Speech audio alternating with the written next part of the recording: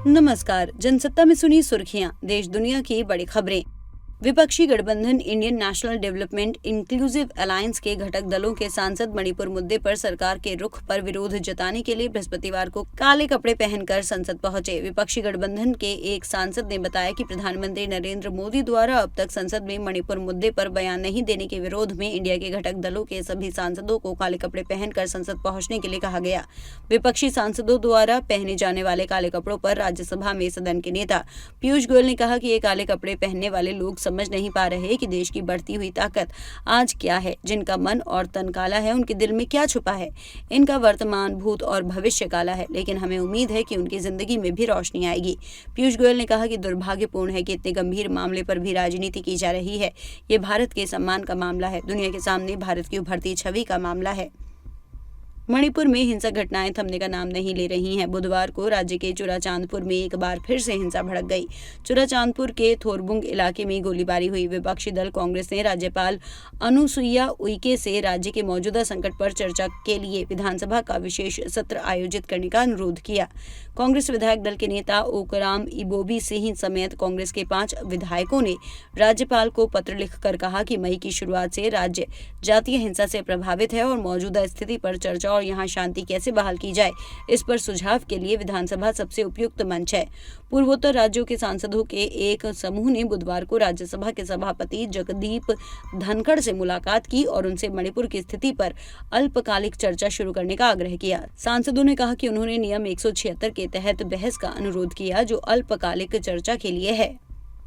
प्रधानमंत्री नरेंद्र मोदी ने बृहस्पतिवार को कहा कि केंद्र सरकार देश के किसान का दुख दर्द समझती है और वह उसके साथ कंधे से कंधा मिलाकर खड़ी है तथा उसने पिछले 9 साल में लगातार किसानों के हित में फैसले किए। इसके साथ ही मोदी ने किसानों को आश्वासन दिया कि केंद्र सरकार किसानों को यूरिया की कीमतों को लेकर कोई परेशानी नहीं होने देगी। मोदी सीकर कस्बे में विभिन्न विकास परियोजनाओं के शिलान्यास और लोकार्पण कार्यक्रम को संबोधित कर रहे थे। उन्होंने कहा, किसान का सामर्थ्य, किसान का परिश्रम मिट्टी से भी सोना निकाल देता है, इसलिए हमारी सरकार देश के किसान के साथ कंधे से कंधा मिलाकर खड़ी है। उन्होंने कहा, आजादी के इतने दशक बाद आज देश में ऐसी सरकार आई है जो किसानों का दुख दर्द समझती है, किसान की चिंता समझती है। इसीलिए पिछले 9 वर्षों में लगातार किसानों के हित में फैसले लिए हैं। समाजवादी पार्टी के अध्यक्ष अखिलेश यादव, जम्मू कश्मीर के पूर्व मुख्यमंत्री फारूक अब्दुल्ला और जनता दल के अध्यक्ष राजीव रंजन सिंह उर्फ ललन सिंह ने मानसून सत्र के शेष हिस्से के लिए राज्यसभा से निलंबित किए गए आम आदमी पार्टी के सांसद संजय सिंह से बृहस्पतिवार को मुलाकात कर उनके प्रति समर्थन जताया। अपने निलंबन के खिलाफ संजय सिंह संसद परिसर में ही धरने पर बैठे हैं। उत्तर प्रदेश के पूर्व मुख्यमंत्री अखिलेश यादव ने कहा कि मणिपुर के विषय पर प्रधानमंत्री नरेंद्र मोदी को संसद के भीतर बोलना चाहिए। उन्होंने संजय सिंह से मुलाकात के बाद संवाददाताओं से कहा, मैं संजय सिंह जी और उन तमाम सांसदों का समर्थन करता हूं जो मणिपुर की घटना पर संसद में बहस चाहते हैं। प्रधानमंत्री जी अपना बयान दें। भाजपा के लोग हर बात को बोलते हैं, उन्हें कम से कम मणिपुर की घटना पर बोलना चाहिए। दिल्ली में बाढ़ का खतरा फिर से मंडराने लगा है। बुधवार को दिल्ली में हुई भारी बारिश के कारण यमुना का जलस्तर खतरे के निशान के पार चला गया। यमुना का जलस्तर खतरे के निशान 205.33 मीटर को पार कर चुका है। केंद्रीय जल आयोग ने बताया कि बुधवार रात 8 बजे यमुना पर बने लोहे के पुराने रेलवे पुल पर जलस्तर 205.5 मीटर दर्ज किया गया। बता दें कि अगर यमुना नदी का जलस्तर 205 मीटर से कम रहता है तो ये सुरक्षित माना जाता है। बुधवार को यमुना नगर स्थित हथिनी कुंड बैराज पर पानी का प्रभाव 30,000 क्यूसेक से 50,000 क्यूसेक प्रति घंटे था। यमुना नदी का जलस्तर बढ़ने के कारण दिल्ली के निचले इलाकों में फिर से पानी भरने लगा है। एहतियातन दिल्ली के निचले इलाकों में रहने वाले लोगों से घर खाली करा लिए गए हैं। जम्मू कश्मीर प्रशासन ने बुधवार को 3 दशकों से अधिक समय तक प्रतिबंधित रहने के बाद गुरुवार को श्रीनगर से 8वें मुहर्रम जुलूस की अनुमति देने का फैसला किया। हालांकि प्रशासन ने जुलूस के लिए एक समय सीमा निर्धारित की है।